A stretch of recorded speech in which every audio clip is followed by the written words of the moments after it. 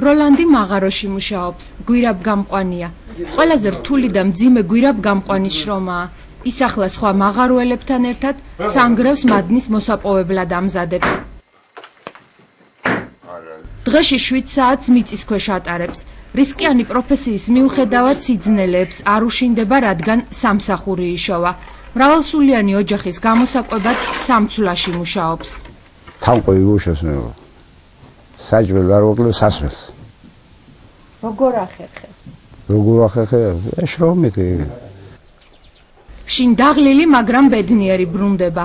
სახლში მეუღლე და 14 შვილი ელოდება. ემოცივები მსულეს. ეს რომ მუშაობენ და მე რას მუშაობენ. მე რომ მოვდივარ ხანდახან ისე დაღლილი ვარ. მაგაროდან ვერაფერს ვერ ვიგებ. ესენი აგეთმე ყველაფერს. ოჯახი რომ შექმნა, როლანდი 24 წლის იყო, ხათუნა 21-ის. მაშინ არ უფიქრიათ, რომ 10 გოგოსა და 4 ბიჭის მშობლები გახდებოდნენ. ყველაზე უფროსი უკვე დააოჯახეს. ნაბოლარა ჯერ მხოლოდ 2 წლისაა. დაძმებში ყველაზე კარგად დათო სწავლობს.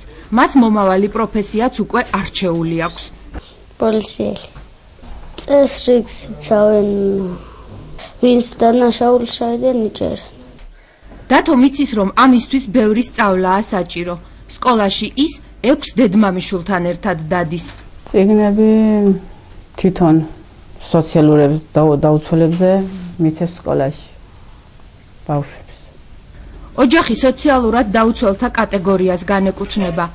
ამიტომ როლანდი ხელფასთან ერთად ყოველთვიურად სოციალურ დახმარებასაც იღებს, მაგრამ ოჯახს, რომელსაც ყოველდღიურად 10 პური ჭირდება, ძალიან უჭირს. ხათუნამ ბავშვებიც ერთმანეთის ტანსაცმელში გაზარდა. ბევრჯერ სხვის იმოცემული ტანსაცმელთა და თავისი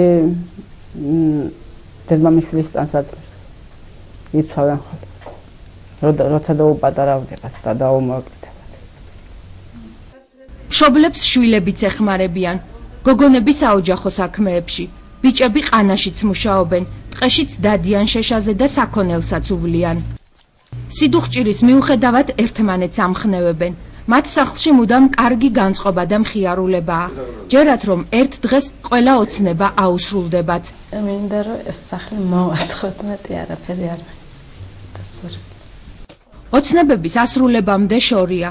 სოციალური დახმარება და ხელფასი საიდანაც გვირაბგამყვანს მარტო იანვრის თვეში 180 ლარამდე დაექვითა, მხოლოდ ოჯახის გამოსაკვებად ყოფნის.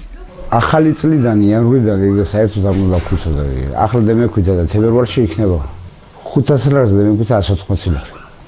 მაგანთიანია, მაგრამ 3000 ლარზე რო ადიხარ. მაინც გექვითება. სულ არ არის და ეთავროარ მეც ვიცი. ეს მაცივარი და ტელევიზორი მრავალშვილიან მაღაროელს საწარმოს ადმინისტრაცია მაჩუქა. დახმარების სურვილის მიუხედავად, ჭიათურის სამთო გამამდიდრებელ კომბინატში აცხადებენ, რომ ქართული კანონმდებლობა არც მაღალმთიან სოფელში მცხოვრებ მრავალსულიან ოჯახს ათავისუფლებს დაბეგვრისგან. გავრცელდა 3000 ლარზე, გავრცელდა შეხოვათი, ეს კანონის მოთხოვნაა, დანარჩენი დაიბეგრა. ანალოგურად იქნება წელსაწმად, იანვარში ხელფასი დაიბეგრა, თებერვალში ახლა ვეცობს. просто დღეს უნდა აიღო წესით.